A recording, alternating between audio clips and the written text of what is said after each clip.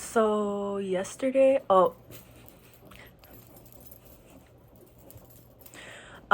so yesterday, not me just refusing to ever create, not me creating an intro and then still refusing to do an intro. So here's the deal.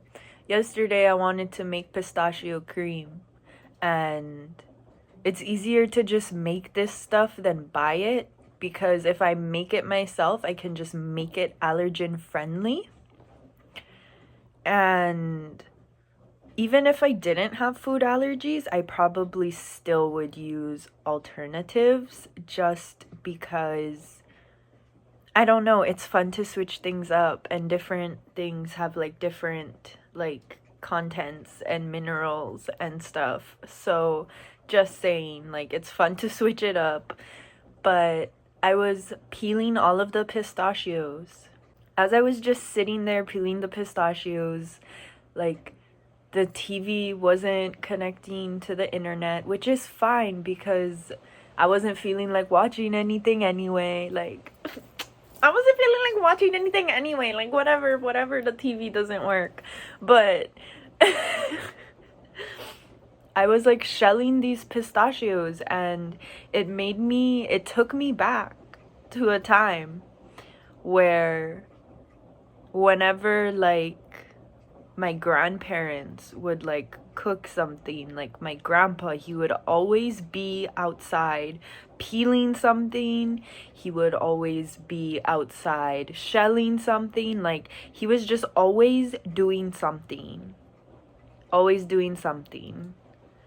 And to sit outside and then be like, "Oh, will you help me do this?" And so I was really like soaking in that energy and being like, whoa, like, it seems so simple. It seems so staple. Why did I, one, feel like I forgot about this? And two, what significance is it bringing in right now? And because I am not dummy dum-dums, I understood that the significance was the fact that I was doing the same thing right now, and that maybe I should go sit outside. And what's the difference between doing this inside of the house and outside of the house? So so I'm shelling these pistachios, thinking about my grandpa sitting inside the house, and I'm like, okay, like, let me go outside because maybe this will be easier. So inside the house I had like a plastic bag for like the little shelly shells, and then I just was like putting them back in the bag they were in and like taking off all the stuff. And then when I went outside, I was like, oh my god, I don't even need this bag. I don't even need this bag. I can just throw the shells in my yard. How does that impact the soil? I don't know. But like, my dog was enjoying it. Can dogs eat pistachio shells? I don't know. Do I have to be concerned with it? Not really, because she wasn't really eating them, but she liked to sniff out through all the shells and pick out one and just pick it up and then put it somewhere else. So I don't know what was up with that, but like, just sitting outside or inside, and within that silence, sitting within that silence and taking the time to do the thing. It's a mix of like deprogramming the I just want to get this done right away, right now, da da da da da da da. Because back then, like, doing things slow, doing things quality, doing things with hands, doing things with intention is like what it was, what it is. Like, rush for what? Rush for what? Rush through the shelling process for what? So you can have the disaster, so you can have the dessert faster. Like, I get it, but when you are truly making something because you want to make it, like, having that time to make it good, having the time to put your intentions in there, put the love in there, the more people you feed, the more ingredients you have to peel and shell and this and that. And so one day I want to be able to cook for a larger amount of people. And it makes sense that I become reaccustomed to the part of myself that loves to take her time, that loves to slow down, that loves every bit of the process. Loving every bit of the process. Okay. That's not what I thought we're gonna connect over there, but that's fine. Yeah. Loving every bit of the process. Taking your time with every bit of the process. Like, if you want to cook for people as a gift to them, if you want to cook for people to show them love, I don't know if going, so much vegetables, like, the whole time is, like, the energy that you want to put into the food. I don't know if that's the energy you would want to share with them.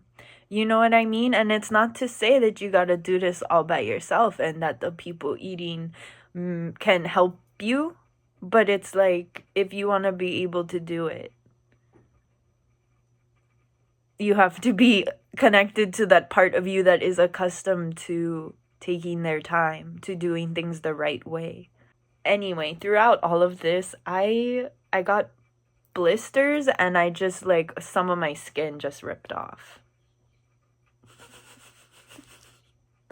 Some of my skin ripped off, and I got blisters from shelling the pistachios. Now, when my skin came off of my finger, I was like, damn, like, let me tune back in with my body for a second. I'm all spiritual. Let me tune back in. What? I got a blister and, like, a cut? Like, how? Like, oh my God, like, my hands are so weak. And then I was like, no, but I know my hands aren't weak. And I was like, I know that the more I do it, like, the stronger your hands will get, and this and that, and da da da da da da da da da. But it's not like shelling pistachios is, like, an every time thing. And so it's not that my hands were weak. It's that the shell of the pistachio is strong. It's not that my hands are weak. It's that the shell of the pistachio is strong. So you can use the pistachio as a reflection of yourself. And sometimes when we need to break open, you know, it's like a little rough. Like, even to think and to bring yourself back into a time where things just couldn't be mass produced, things weren't instantly produced, instantly delivered, like it really makes you appreciate the convenience of things nowadays, but at the same time, it takes a lot of discipline in order to slow down and not take advantage of what is by taking advantage of what is. Do you know? Do you get what I'm trying to say? It's giving falling back into yourself. Activating something. Oh, the ancestors. The ancestors are excited. They're happy. When you slow down and you take the time and do things like that, that's connecting with your ancestors. Like, that was me indirectly connecting to my grandpa. So whether you believe that, like, they can come visit you from wherever they're at, or if they're someplace specific, or if they're just entirely gone, like, whatever, however you want to look at it, you can still look at it as connecting with them, connecting with their spirit. And learning something, being taught something through patience and receptivity, through quiet, through the silence, because the silence honestly isn't even silent. Wondering, questioning how things were done in the past, like way past, like not how you did things, like ancestrally, like how did your ancestors overcome? When the food felt bland, when the food felt bland, when things felt hopeless, when the sparkles seemed to leave life,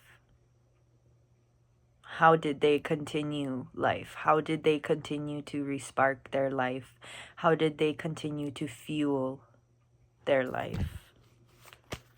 That is what you're learning right now.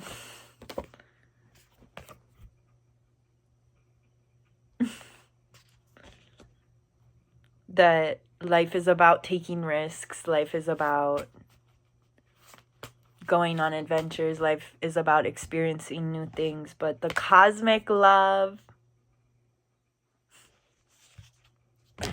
So we got guardian, initiation, and blessing. Initiation. Maybe you are an initiation. Maybe your energy just like coming in contact with your energy, people just immediately like resurrect. People immediately connect to themselves. People immediately want to connect to their heritage, to their ancestors. People immediately want more knowledge. People immediately begin to grow in that aspect because their spark, that love, that passion is rekindled within them in that aspect through you. That's some cool ass shit. It's giving go what you want, do as you please. Like, this home will always be your home. This love will always be your love. Falling back into divine love. Falling back into you, yourself. Falling back into yourself. So it's giving like, don't be afraid to take risks. Don't be afraid of the endurance. Don't be afraid of what is to come, because you will always have home. You will always have people. You will always have community. You will always have comfort. You will always find love to fall back into. Falling back into love as you fall back into yourself, falling back into love with the new you, Four of Wands. It's giving something like doing something like dumb as a child. Like just testing limits, testing the world. Playing though, like play, experimentation, play, discovery, exploration, and something not ending up the way that was expected, which there was no expectations. There was no expectations. The Tower and the Hierophant. There were no expectations other than it's either gonna be this, it's gonna be that, but it could be anything in between. It's a way of expanding the mind. Expanding the mind. It's like you do a flip on the trampoline, you get folded in half. You might reconsider doing that again, and the people around you might be like, "Why would you do that for?" And you're like, "Well, I was just trying to see if I could do it. I was just trying to see if I could do it." And it's like, "Oh shit, well, okay," like that type of energy. Like, don't hesitate on what you're going for. It's also giving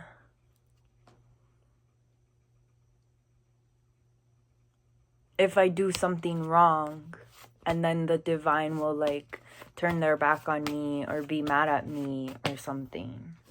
Literally, no, literally. retreat and love, unconditional love and spiritual replenishment. Knowing what it's like if you know what it is like to disconnect from the divine, you will never be afraid of like if they're gonna abandon you. Because to get to this like strong space to really know the full extent of your relationship with the divine beings, it requires, who are you without it? Who are you without the divine? Who are you on your own? Not saying unprotected.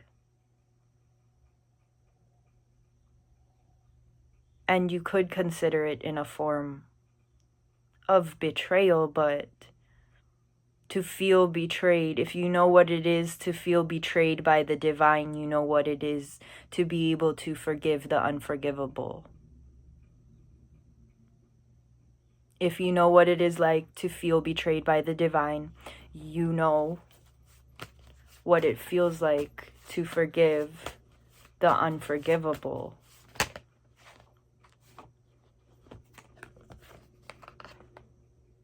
Trust and revival. I guess it's kind of like how you could say like, oh, you need to teach others how to love you. If you are connected with the divine, if the divine is guiding you, then chances are, if you don't like the way people are treating you and you are looking for guidance on shifting things up, it's like understanding what you think you want, knowing how you truly would like to feel, and accepting that you don't know the best way to get there. You don't. Because every situation, every relationship with every single individual is so unique that it's step by step per case. There's no one size fits all for healing. There's no one size fits all for relationships. There's no one size fits all for anything, truly. To feel like you have to be made small, to feel like you need to be small to the divine rather than standing alongside the divine. Feeling unworthy and imperfect to the divine. No. None of that. None of that. You're learning to see yourself as divine. You're learning to see different perspectives, different ways of being, different ways of releasing and freeing yourself within spirituality. The balance of being a leader and a follower to be a good team member. Solidifying the squad.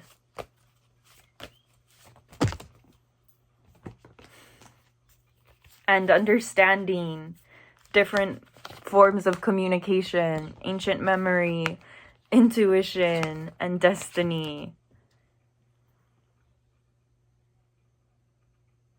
It's like a road trip, like a car ride road trip.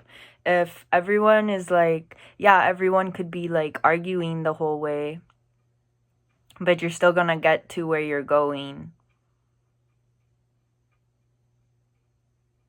You could be arguing the whole way, but as soon as you get to the destination, it's like, oh, hell yeah, what a relief. So feelings of relief may be coming to you. Feelings of acceptance. Feelings of understanding. Not forcing forgiveness. Not forcing forgiveness. Maybe forgiveness is not something for you to give, but for you to receive. Seven of Wands. Maybe forgiveness is not for you to give, but for you to receive. Giving it up to a higher power in the sense of, I would love to respond to this in a divine way. How can I do it? And allowing the forgiveness to be gifted to you through the divine or through another person. If you're like venting to somebody and they're like, hey, what about this? Like seeing that divinity in everything and everyone, in yourself, and adjusting your belief systems, adjusting, fine-tuning, shifting, balancing into these new features that you've downloaded, that you've upgraded.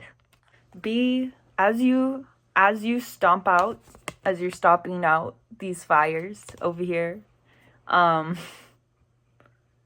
remembering that, like, if you constantly look at things in a victory defeat mentality, you're kind of setting yourself up for extra stuff, because when you look at things from that victory or defeat perspective constantly, and you think of it constantly, you can put yourself in this competitive energy.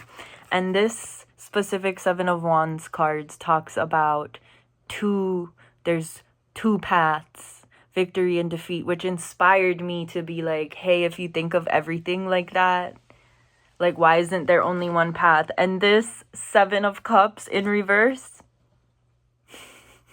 is like, stick to one path. So there's only one path. Your survival, your thrival, your victories, your light, your shining, that is the only path there is.